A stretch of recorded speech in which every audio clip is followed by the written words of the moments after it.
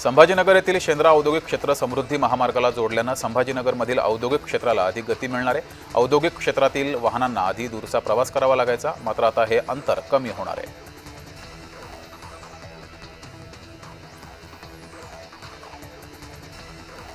नाशिकमधील रामसेतू पूल पाडण्याचा निर्णय अखेर घेण्यात आला आहे। गेल्या अनेक वर्षांपासून या पुलाची दुरुस्ती करण्याची मागणी होती। आता हा पूल पाडून नव्याने बांधण्याचा निर्णय घेण्यात आला आहे।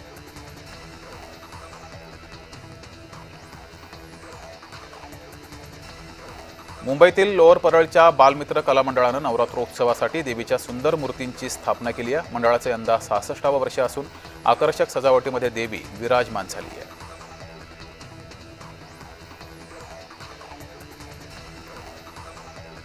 दादरमधील श्री सिद्धिविनायक मंदिर संस्थाननं पूरग्रस्तांसाठी मदत जाहीर केली आहे। श्री सिद्धिविनायक मंदिर न्यासाकडून मुख्यमंत्री सहायता निधीसाठी 10 कोटींची मदत करण्यात आल्याची माहिती कोषाध्यक्षांनी दिली आहे।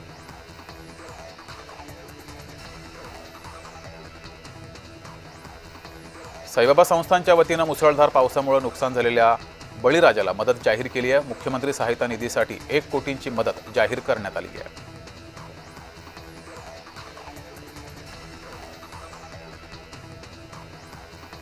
आधीच कमकुवत झालेल्या रामसेतू पुलाला कंटेनर धडकलाय।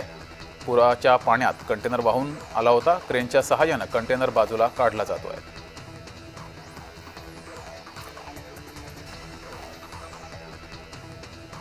नवी मुंबईतील एपीएमसी बाजारामध्ये भाज्यांचे दर 20 ते 25% वाढलेत। एपीएमसी मार्केटमध्ये भाजीपाल्याची आवक चांगली असली तरी पावसामुळे भाजीपाला खराब होत असल्याने दरवाढ झाली आहे।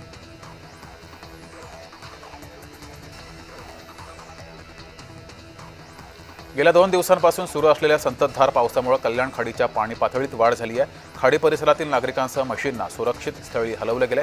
500हून अधिक म्हशींना गोविंदवाडी बायपासवर रस्त्याच्या कडेला बांधण्यात आले।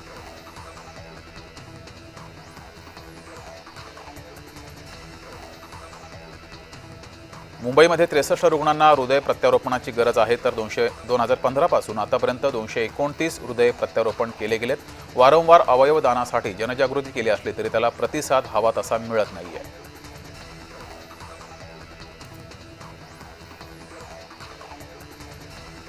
नवी मुंबई विमानतळाचं उद्घाटन 8 ऑक्टोबरला होण्याची शक्यता आहे, मात्र विमानतळाच्या नावाचा प्रश्न अद्यापही सुटला नसल्यानं भूमिपुत्र आक्रमक झालेत। 6 ऑक्टोबरला नवी मुंबई विमानतळावर धडक मोर्चा काढण्याचा इशारा खासदार सुरेश म्हात्रे यांनी दिला आहे।